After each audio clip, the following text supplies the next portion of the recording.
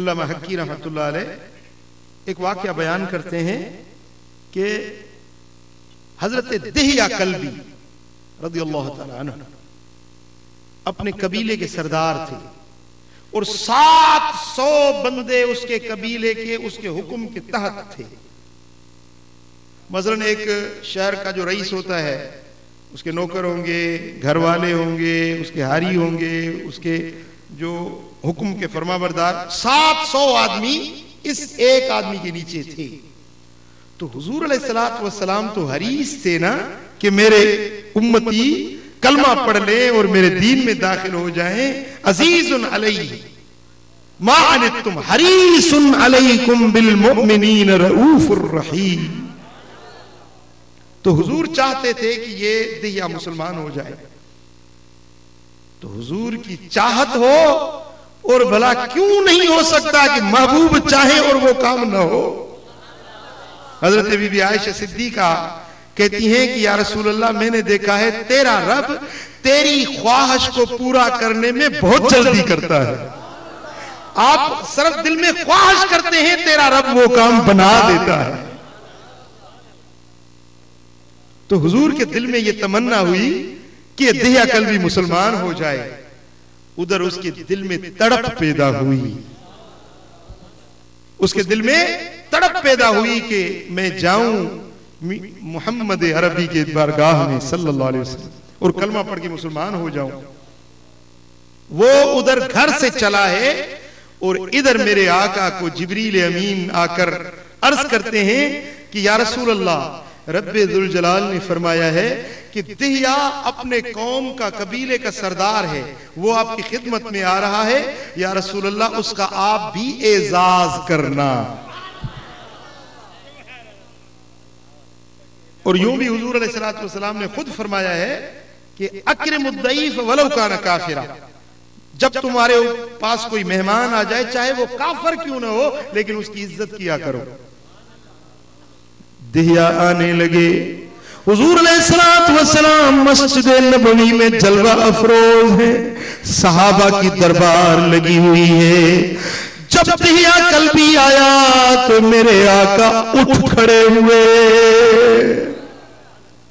उठकर उसका इस्तकबाल किया और मेरे आका ने अपने कंधों से चादर उतारी और वो चादर नबूवत मेरे आका ने जमीन पर बिछा दी। आपने फरमाया दिहिया तू मेरी चादर पे बैठ जा। सुभान अल्लाह। जब उसने मेरे आका का ये इखलाक करीमाना देखा, ये शफकत रहीमाना देखी, तो दिहिया कल्बी झुका और वो चादर उठाकर अपने आंखों से लगाई, उस चादर को चूमने लगा। अर्ज की या रसूल अल्लाह मैं इस चादर पर किस तरह अपने पांव रखूं जिस चादर का जिक्र अल्लाह ने अपने कलाम में किया, या अय्युहल मुज़म्मिल या अय्युहल मुदस्सिर। जिस मुज़म्मिल और मुदस्सिर को अल्लाह ताला कुरान मजीद में बयान करे, मैं किस तरह उस चादर पर अपने पांव रख सकता हूं। वो झुका और वो चादर उठाकर अपने आंखों से लगाई और चूमने लगा। हुजूर अलैहिस्सलातु वस्सलाम ने फरमाया दिहिया क्या अच्छा होता कि तू कलमा पढ़ के मेरे दीन में दाखिल हो जाता। अर्ज किया रसूल अल्लाह आपके दीन में दाखिल होने का क्या तरीका है। मेरे आका ने फरमाया पढ़ो ला इलाहा इल्लल्लाह ला इलाहा ला इलाहा इल्लल्लाह ला इलाहा इल्लल्लाह मुहम्मदुर रसूलुल्लाह सल्लल्लाहु अलैहि वसल्लम। उसने कलमा पढ़ लिया। जब कलमा पढ़ा अब उसका दिल पसीज गया, उसका दिल नरम हो गया और दिहिये के आंखों से आंसू बहने लगे। ज़ारो कतार रोने लगा।